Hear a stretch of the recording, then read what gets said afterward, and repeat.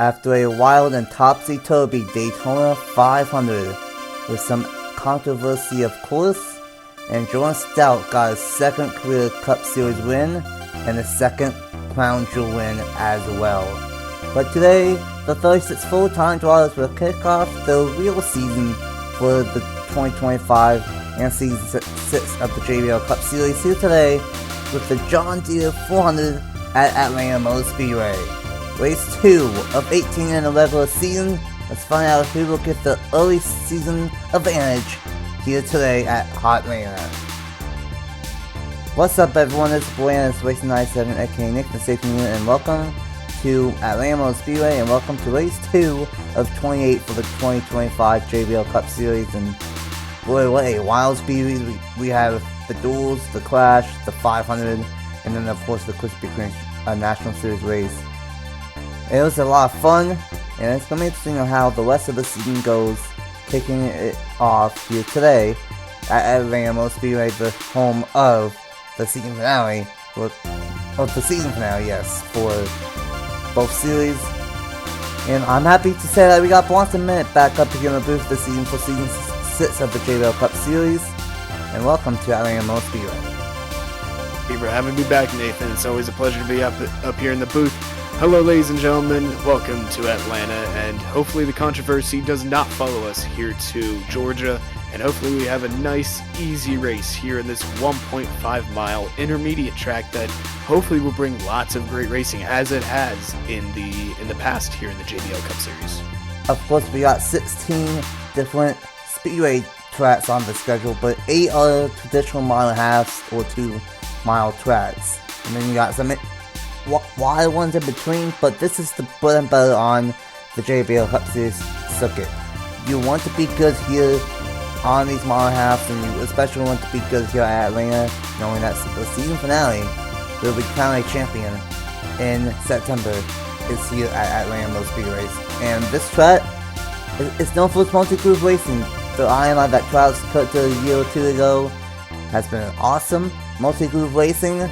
A lot of tire fall off, and we even made a little bit more tire fall off and happened a little bit earlier. So, with all that in mind, and with how competitive I think the season could be, how do you think the John Deere 400 will go here today? Well, I think it's very fresh into the season. Ratings really haven't gotten to their peak that we will see later in the season. So I think that's going to bring parity, and parity early on in the season is great. That's what we want to see, to bring different teams and different drivers into the top 5 and maybe even in contention for the win. That's what we, the fans, always love to see, Nathan. Isn't that right? Oh yeah, without doubt. We saw a lot of drivers that were really pulling away last season, like Eli Blight, Angela Kowski, and Josh Williamson, and Sam Vitale, to name a few. But if you want to know of how competitive things are right now, Eli Blight starts 36 here today. So it is going to be really competitive with the first 5 to 6 races of the season, maybe even the first 8. We really don't know. But it's going to be very interesting on what ends up happening. Of course, the points don't really matter at the moment, but we will mention it anyway. Jordan Stout is the point leader after winning the Daytona 500 last Sunday, and he has a 4-point lead over Logan Williams in second. Logan Dorn is in third, -5. Kenneth Miller is in fourth, -7. Ann Abel is in fifth, -8. Alexander Vitale is in sixth, -9. David Dixon, who had a great one as a 500 only driver, is in seventh, but won't stay there. But he's 10 points behind. Anthony Hernandez is in eighth, -11. Noah Clifton is in ninth, -12. And of course, Nico Samudio starts today, 10th in the point standings, -13. And on the pole for the John Deere 400 is the all-time Chandler wins leader in the number 48. That is Juan Garcia. And alongside him is the Daytona 500 champion of Jordan Stout. Rolling number 2 is Matthew Burnett and Andrew Miller in the number 21. We got Stuart Graham, the highlights of the rookies, starting here today, and then Trey Bauer in the number 24. Ronald Kennington in the number 19, and Travis Crampton in the number 45. And running out the top 10 is 2 Stars racing cars of Kenneth Miller and Bruno Diacono rounding out the field. It's going to be a fun one here today at Atlanta, as it always is. Well, Bronson, 36 drivers on tap to kick off race number 2 of the season. And based on what we saw at Daytona, who do you think will win the John Deere 400 for race 2 of season 6? Like I said, pre-race, it's very early on in the season, so anything can happen. Just taking a look at the driver list, let's go for Ronald Kennington. He had a great run there at the end of the season. I'm sure that he'll have another phenomenal one this time around. But what a better place to get it done and get it started here than Atlanta, you know? So many cars and drivers on their way to hopefully be where Kennington is predicted to be. Who do you think is going to win, Nathan? Well, I don't normally do this, but I kind of like John Anders here. He won the 100 points race last year, starts on outside lane in the middle of the field. But we've seen that team be able to get the victory here at Atlanta before, and we'll see if Anders can get the job done once again. This is where the real season starts. 17 races to go in the regular season. Still a long way to go as we are just kicking things off. But it will be Juan Garcia and Jordan Stout leading us to the green for race 2 of the JBL Cup Series. And we are green flag racing for the John Deere 400 at Atlanta Motor Speedway.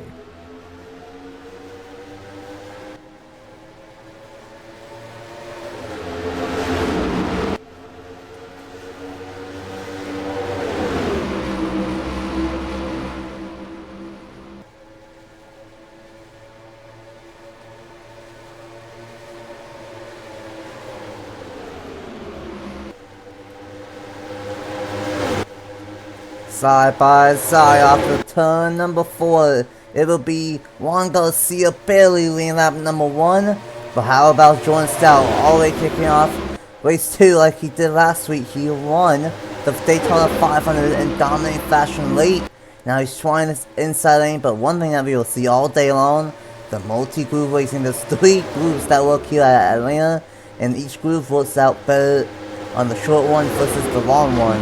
And we'll see how that works out. How about Stuart Brown up to second at number 47 machine?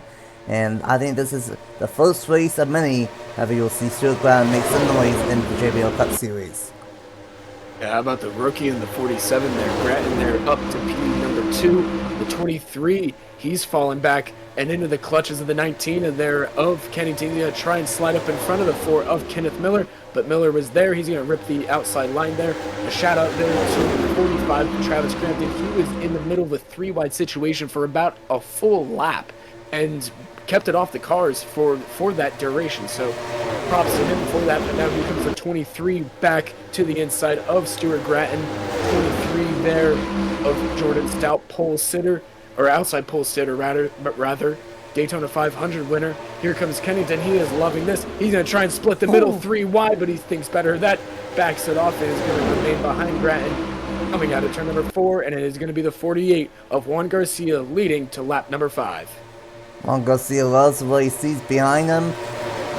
Grattan tried whipping the outside lane in 3 and 4, but that's not going to work out. The outside lane is better in 1 and 2, and then the inside lane is better in 3 and 4, but it's really competitive in all 3 lanes, in both ends, and it's really depending on what the color feels like. Look at Sam Medina right now, like saying he's trying this outside lane here in 3 and 4. Gonna look around Trey Butler and Juan Garcia and Matthew Burnett.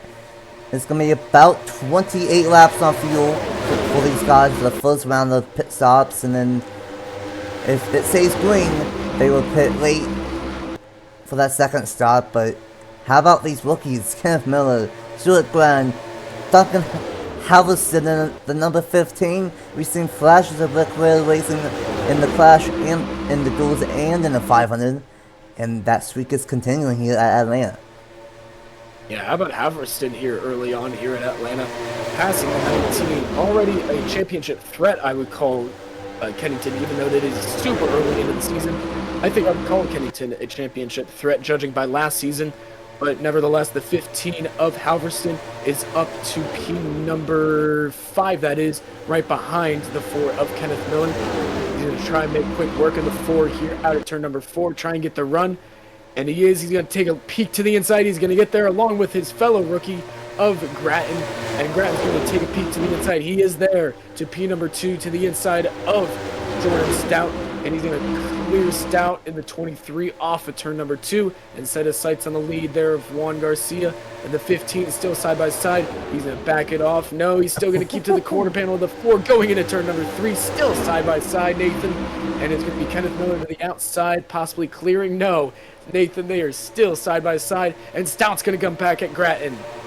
This is why we love Atlanta Motor Speedway so much. I appreciate Travis so much for cooking with his eye, and I got Jordan Stout battling on the inside lane. You got Kenneth Miller clearly the 15 up top, 2, 3, and 4.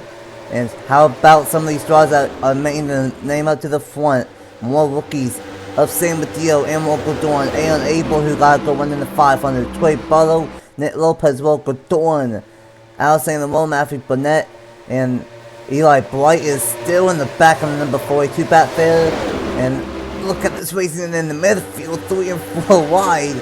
Crazy stuff. And this is about where you want to have the trap position, because about 10 laps in, the tires are really going to start falling off here. Yeah, that 43 there of Rakowski stuck to the inside. Oh, he's going to slide up in front of the 20 there of Matthew Burnett there.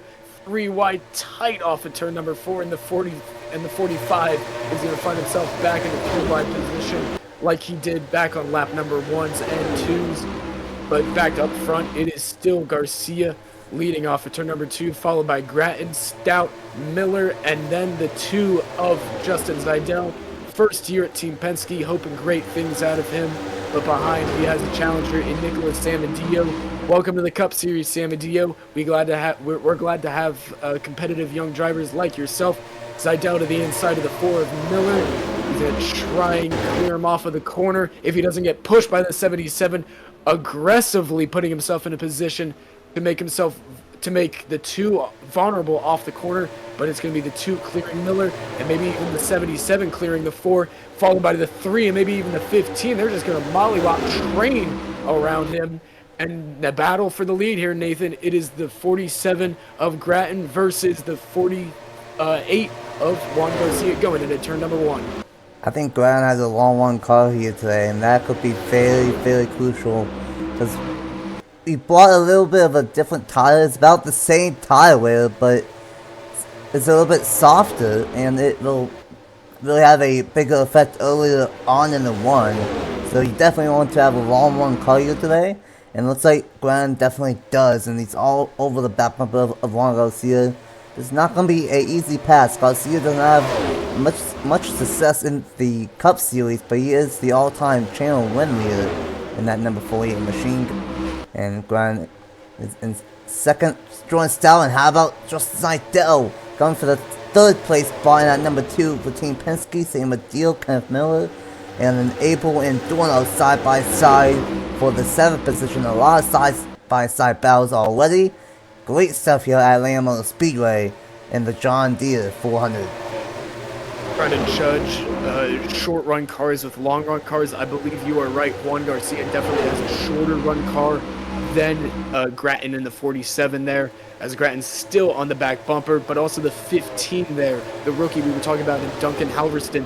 He has fallen back to almost outside of the top 10 here. He's just behind the 24 there of Trey Bardo, so he is definitely falling off. He's going to hope for a caution here soon. But Grattan's not going to hope for a caution. Here he goes, sending into turn number 1, side by side for the lead here, Nathan. Stuart Grattan versus Juan Garcia, still side by side. Is Grattan going to clear the 48? No, still side by side, going down the back, going into turn number 3. And Garcia is going to concede that position for now. And we have a new leader. It is the rookie, Stuart Grattan. But for how long Garcia trying to build up a 1 on that top side in 3 and 4, and it's not a surprise that Stuart Grattan is all the way up to the point in his 2nd start. Of course, he is very successful as a cup owner in the Wassup Cup Series, but first time as a driver in a long time on this channel, and definitely means business. That 47 car 2 seasons ago in season 4, when it was a equal weighing series, won the championship. Last season, Dale Campbell was very strong when it was a weighing series, and It's going to be interesting what happens there, but Garcia is not done with that race lead. He wants it right back from the number 47, side by side for first, side by side for third, between the 23 and the number 2. Great action early on here at Atlanta. And then Seidel gets his momentum together with big pushes from the 77 there of Sam Adio, along with Kenneth Miller. They're going to catch these front two in a matter of time if the 48 and the 47 stay side by side, but it is the 2 of Seidel trying to stand his ground, still side by side for P number 3, but back up front, it is Grattan up to the top lane, 48 of Garcia there, still trying to hold his ground, still side by side. Nathan going on a lap number 20. When do you think pit stops are going to begin? Because we know tire wear is going to affect them, but it's only a matter of when they might make a pit stop. Should be around lap 28 to 30 for the first pit stop, but the way that pit stops are going to look out here today, I would not be surprised if someone that has a little bit better of a strategy lane, if they decide to pit a lap early on lap 27. So I would assume probably around lap 27 to 30 for the first round of pit stops here today. One thing I'm noticing, the top 2 are gone, and then is a hornet's nest from third. No! Trey Barlow about turned his teammate of Jordan Edwards, and those two ironically got turned by Nick Lopez at the crash, who's right behind them. That was a near wreck in 23 and 4. That was a phenomenal save by Jordan Edwards in the 9 car, almost getting caught up in a massive crash with his teammate Trey Bardo. Way to keep it going. But meanwhile, we stay green. The 8 gets the door slammed in his face by the 11 of Aaron Abel. The 8 there, that is Duncan Ward, another rookie this season in the Cup Series. We have a side-by-side battle. There's Kenneth Miller. He has fallen back. The tire wear definitely prevalent with that number 4 car. He is being passed by the 34 of John Andrews. I remember last season he was very good, very strong in that car. Hopefully he has some good runs here, as he's proving he is inside the top 10. So maybe that momentum from last season carries on. Hoping great things for that team. And it is the 77 still on the back bumper of the number 2. The 3 side by side with Trey Bardo there on that top side, trying to rip as much as he can.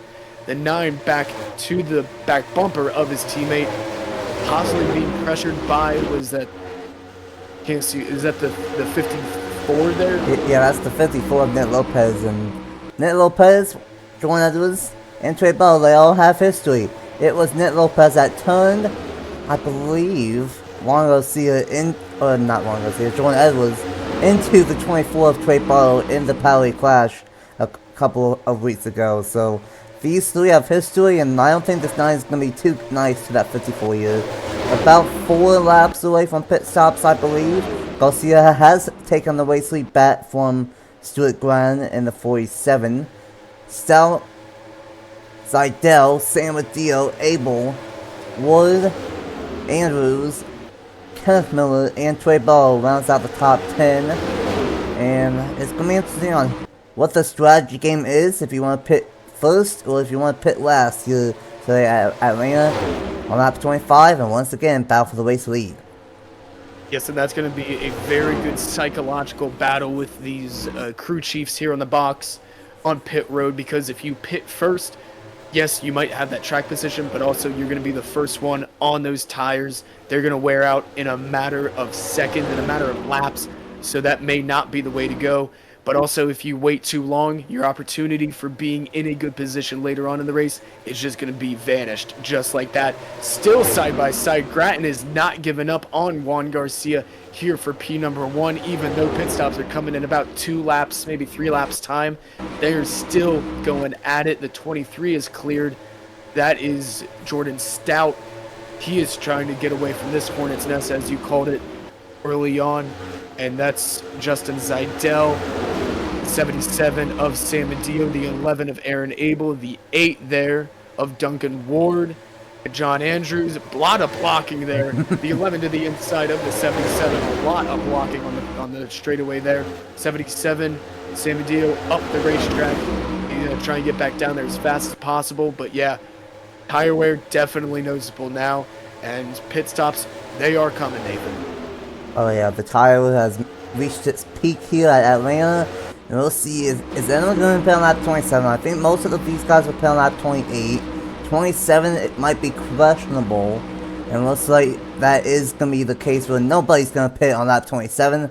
But I would assume these guys will pit on lap 28. These two are still bound with the lead. They have a 2-second advantage over third on back. Is intense racing from third through, I want to say, about 20th. It is crazy stuff. And here we go, pit stops on lap 28. Oh. Stuart Grattan is doing the undercut there alongside.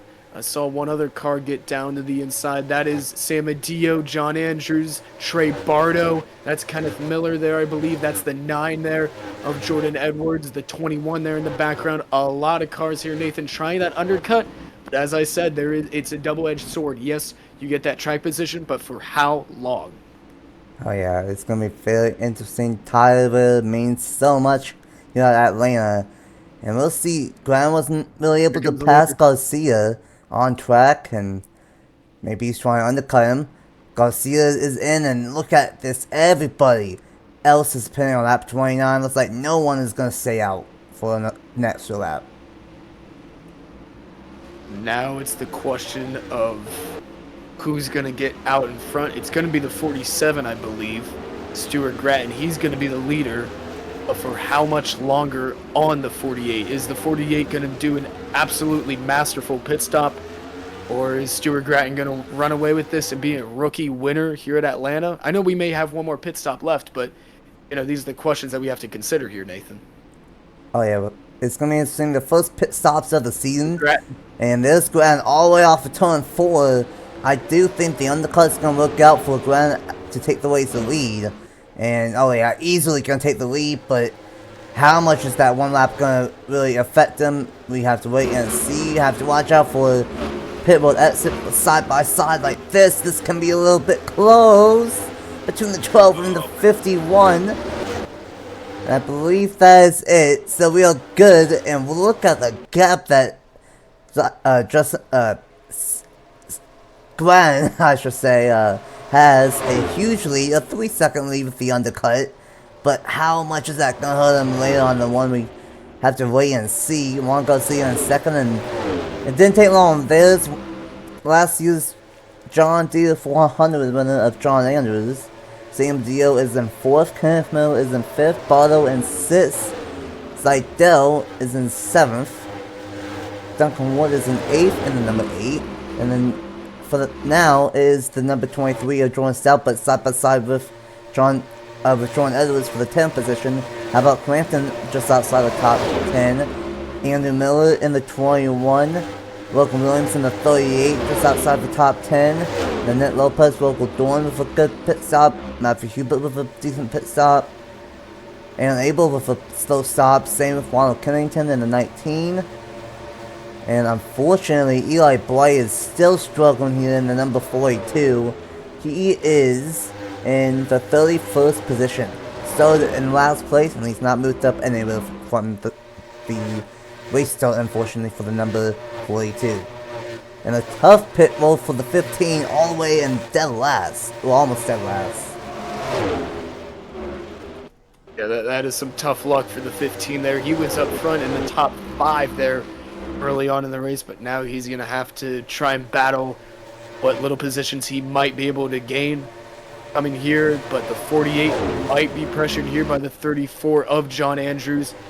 He's been clawing his way back to his back bumper here in the last few laps. The 77 is being pressured by the 24 there of Trey Bardo. The 4 here of Kenneth Miller, he's just enjoying this. He's hoping that these two get side by side so that he has an advantage. There's Seidel in the background, the 8 there. That's Duncan Ward and the 9. All of these cars battling in a train right now, but this is just a battle of endurance right now. Who can last the longest on their set of tires? That is the biggest thing right now. Oh yeah, without a shadow of a doubt. These guys pit on lap 28 to 29. Should be about lap 56 or so. And that's going to be interesting because that last pit stop, if things stay green like last year, could mean all of the difference. Because John Andrews is some strategy game, and that is what got him the win last year. So even though Grant has a 4-second lead almost after pit stops. It's not over by a long shot, and we could have a caution that could shake everything up. And if that does, then they should be able to make it on fuel. Actually, not right now, but give it 5 more laps and they would be able to.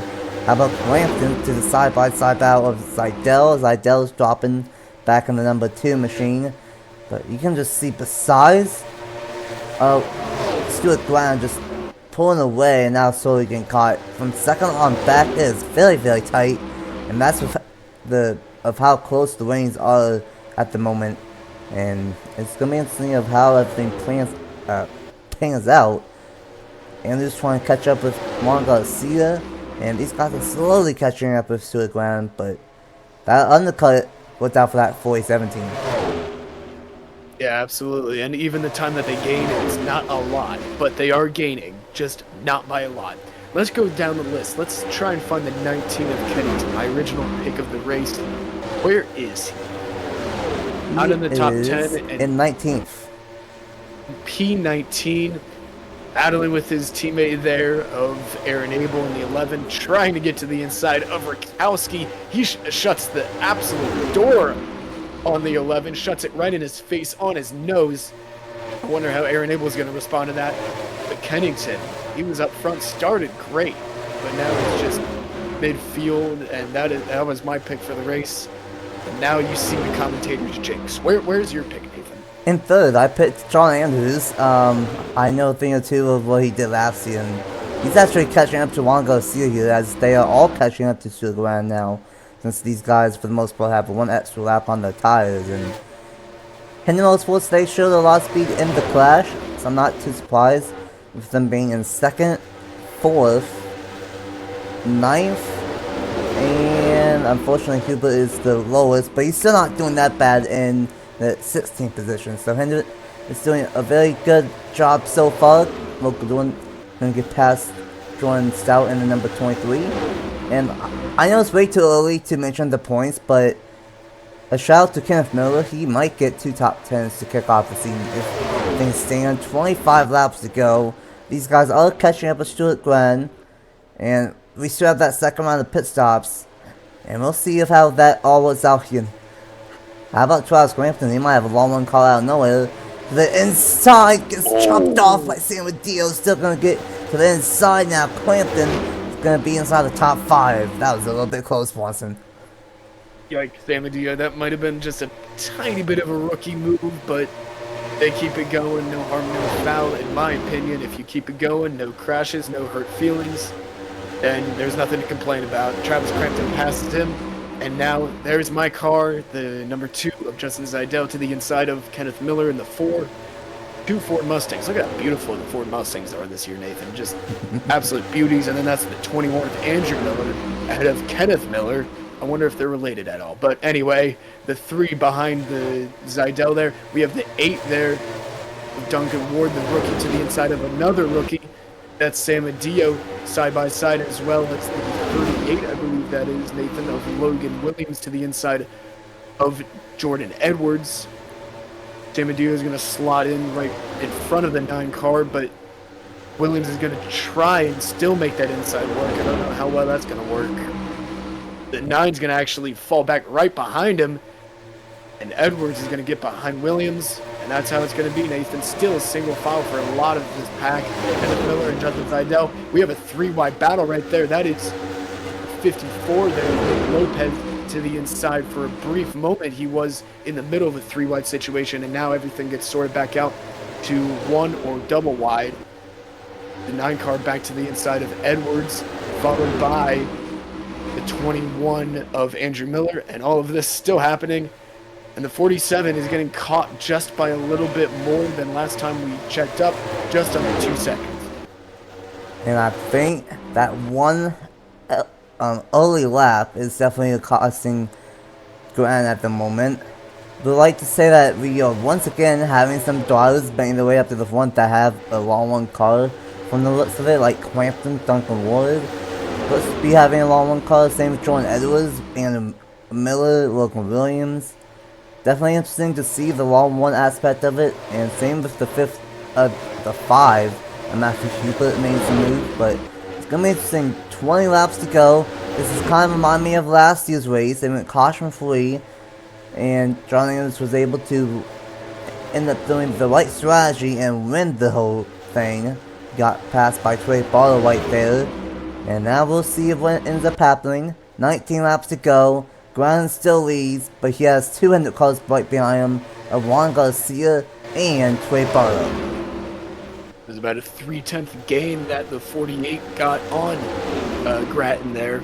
Trey Bardo can't tell if he's catching the back of Garcia, but the 34 is going to make sure that he gets to the back bumper first.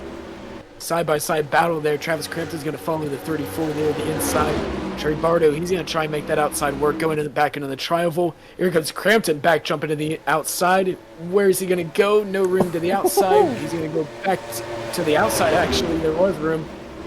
Side-by-side there. The 34, John Deere's going to go back side-by-side. And the winner out of all this, Trey Bardo with the number 24, gets past 2 cars at once. Is going to continue setting his sights on the back bumper of Garcia as that gap still decreases from the 47 to the 48, 48 to the 47, about 2/10 loss there for Grattan. How much is it going to be this time around? Another 2/10 loss. So yes, they are catching them.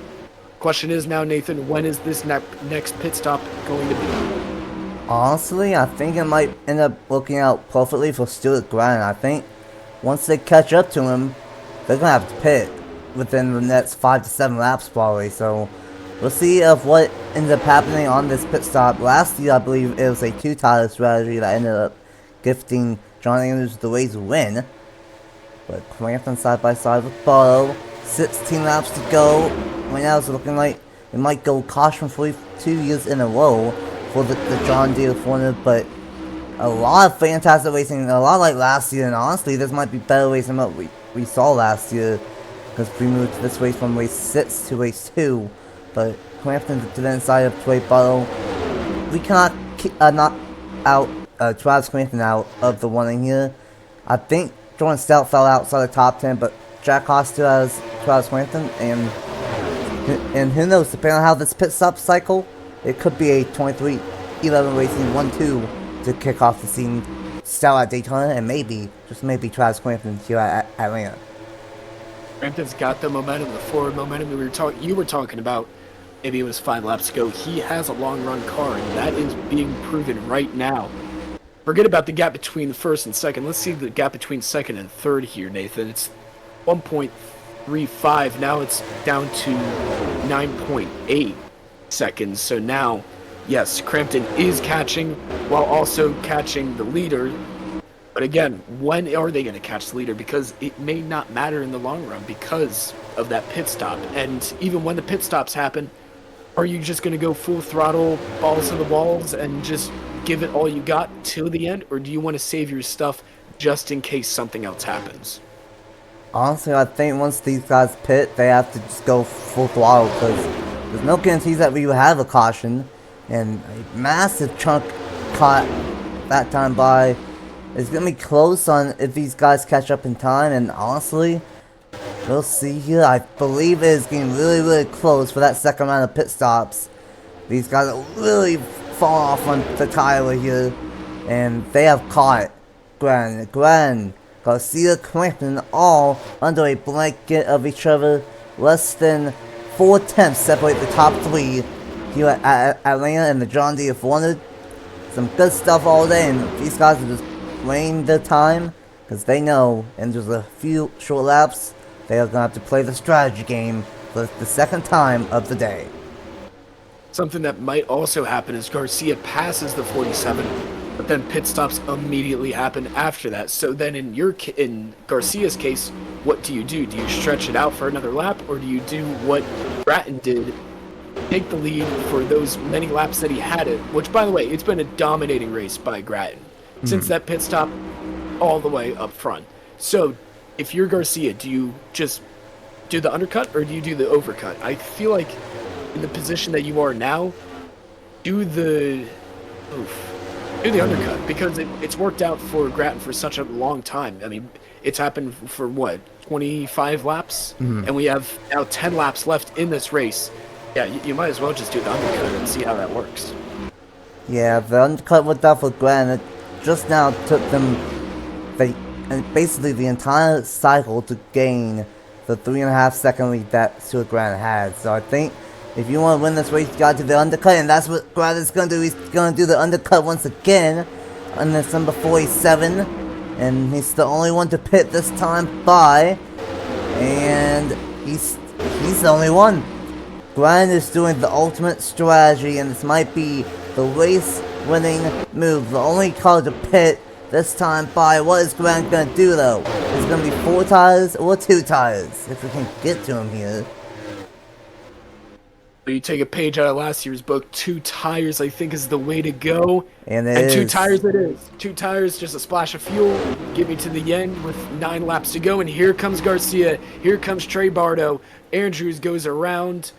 And they're going to reclaim lost positions. There's Logan Williams, I believe that is, in the 38.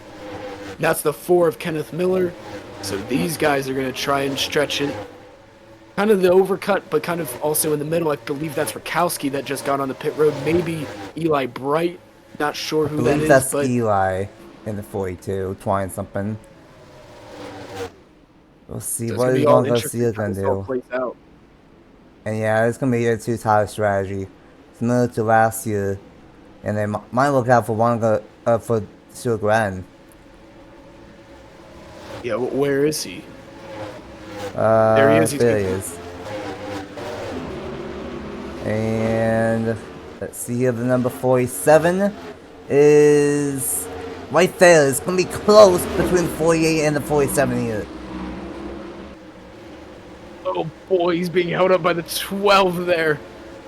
Stuart Grattan just behind a slower car, I believe that is Alex Sanvitali. Now Sanvitali's going to dive into pit road. Oh, Trey Barnum's going to make an absolutely excellent move to the inside of Garcia. He says, thank you very much. This is my P number 2. And here we go with 6 laps to go, Nathan. It is on. Trey Bardo versus the 70, or the 47 rather, of Stuart Grattan. One thing I will say, I don't know if anyone might have taken 4 tires. I don't think that's the case. Everything is still cycling out here. Wait, is the 9 a lap down, or is the 9 gonna be the leader here? Did I just miss something up?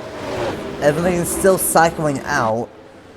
I believe Jordan Edwards is the race leader, actually. Wow. I think we missed something there. Jordan Edwards is the race leader. Crampton in second. He's gonna block Stuart Grant. About get turned by the number 47. Grant still might be able to get the race win, but I believe it is Jordan Edwards somehow in the race lead, and it is. Wow. Oh my God. And Jordan Edwards in the Hendrick number 9 takes the lead out of nowhere. And meanwhile, it is the 45 holding up Grattan, holding up teammate Trey Bardo, holding up the 48 of Juan Garcia. Trey Bardo to the inside of Stuart Grattan. And it is on, Nathan. Are they going to be able to catch the number 9 of Jordan Edwards in time, or is it going to be the number 9's victory? What a move from Grant, threw right up top. And he's going to get past Crampton.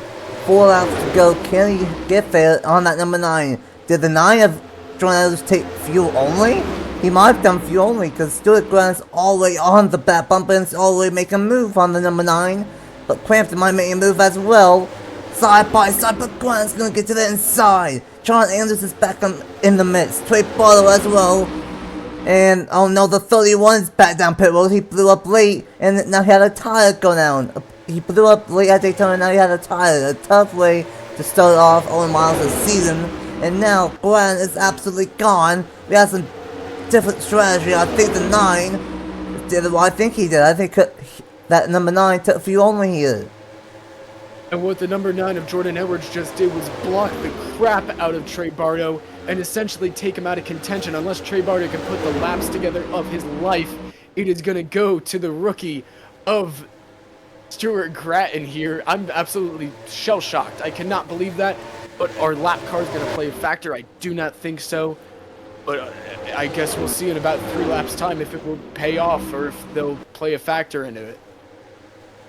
Wow. Meanwhile, they might go 3 wide for second here. Just fantastic racing all day. John Anders is up into the second place spot. I don't know what happened to Diacomo, but he's off the pace. He's going to be in the way for ground here, but meanwhile, it is the Pally 1 to go here at Atlanta for the John Deere 400. What a race this has been. Tire strategy, fuel strategy, multi-group racing, battles all over the racetrack. And for the second straight season, this race will go caution-free. And how about John Andrews? He's going to get second in that number 34. He won this race last year. And meanwhile, off of turn number 4, in dominating fashion, Stuart Grand will win the John Deere 400. If John Andrews had another lap, he would be to the back bumper of Stuart Grattan. But nonetheless, it is not meant to be, and Stuart Grattan is your winner here in an absolutely phenomenal fuel mileage race at Atlanta. Woo, woo, woo. Boy, oh boy, I'm shocked that this race went caution-free once again for the second spring Atlanta race in a row. But how about that? That was interesting. The night of Jordan Edwards, we will look back at the end off camera to confirm, but I'm pretty sure he did fuel only and he still gets a top 6, but Stuart Graham with the win and a rookie only has 1 win on the season. I was wondering how many wins the rookies will get with how strong the rookie class is this season. And you see right there, there are 5 rookies inside the top 12. And in my opinion, those are the strongest 5 rookies that all finished inside the top 12. Caution-free Daytona 500, caution-free John Deere 400. And then, of course, next week on the World Course, no caution. So we will start off the season with the first 3 races without any cautions. That's interesting. But Graham with the race win. Had to earn that one late. Andrews gets second. That's second straight race for a front row car that has finished second to kick off the season. Juan Garcia gets third. Troy Bell and 4th. Logan Williams with a back-to-back top 5s. Jordan Edwards in 6th. Travis Crampton in 7th. Duncan Wood in 8th. Andy Miller in 9th. And Local Dorn rounds out the top 10. Same with Dio, Kenneth Miller, Mark Kennington, Justin Zidell, and Abel. Matthew Hubert, Jordan Stout, the Daytona 500 winner, finishes in 17th. Nate Lopez in 18th. Matthew Burnett in 19th. And Joe Rakowski in 20th. Eli Blight was able to make up a little bit of ground, finishing in 23rd, but definitely not a great day for them. Unfortunately, Sam Vitale in 25th. Bradley Weem in 28th. And then there's the rest of the field here today. Giacomo 1 lap down just on, I guess, pure speed. Don't know what happened to the number 10. And then, of course, oh, Miles, I feel so bad for him. He blew up on the last lap at Daytona. And then he had a tire go down with the last 5 laps here today. So, the worst way that you can start it is literally that for Owen Miles. But maybe he will have some better luck at Little Springs.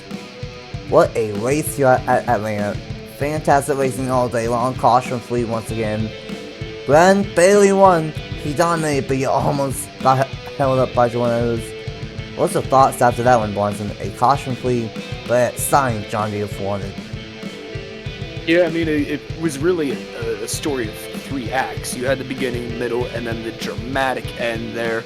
We didn't know what was happening, especially when we found out that Jordan Edwards took the lead somehow. We'll definitely have to take a look at that and see if he took just gas, in which, I mean, it was bold. It was a really bold decision, but did it really pay off? No, but he did get a top 10, so, I mean, you could look at it both ways. But, man, what a finish. That's what I love about fuel mileage races. People can criticize fuel mileage races all they want, but that's why I like these, because you never know what's going to happen. It's just something totally out of left field could happen, like Jordan Edwards out of nowhere taking the lead. Like, that's the stuff that we, the fans and commentators, love. Oh yeah, without a doubt. It wasn't really a fuel mileage, but it was definitely tire strategy, because we all knew, hey, we're going to have to pick again late within the last 10 laps. Do you take 2 tires? Do you take no tires? Do you take 4 tires? Do you take fuel only? Like, and do you undercut or do you overcut? it was very interesting, but at the end of the I'll day, retire about it. So. Stuart Glenn gets the win. Just incredible, and something tells me that might not be the last win that he gets this season for Stuart Glenn and Chase Harrison and JT Dooley. It's going to be a lot of fun this season, 2 races in, and we still have 26 more to go for season number 6. Next week, we will head out to California and kick off the 4-race West Coast swing at Little Springs International for the first World Course of the season, and then it'll be Phoenix the week after that, Las Vegas the week after that, and then Auto Club, rest in peace, the week after that. So 4 straight weekends in a row on the West Coast. It's going to be a lot of fun. The points will be at the end of the video. Congratulations to Stuart Glenn on the race win here today at Atlanta in the John Deere 400. And until next week at Little Springs for the first World Course race of the season, we will see you guys next time. Bye! Bye-bye.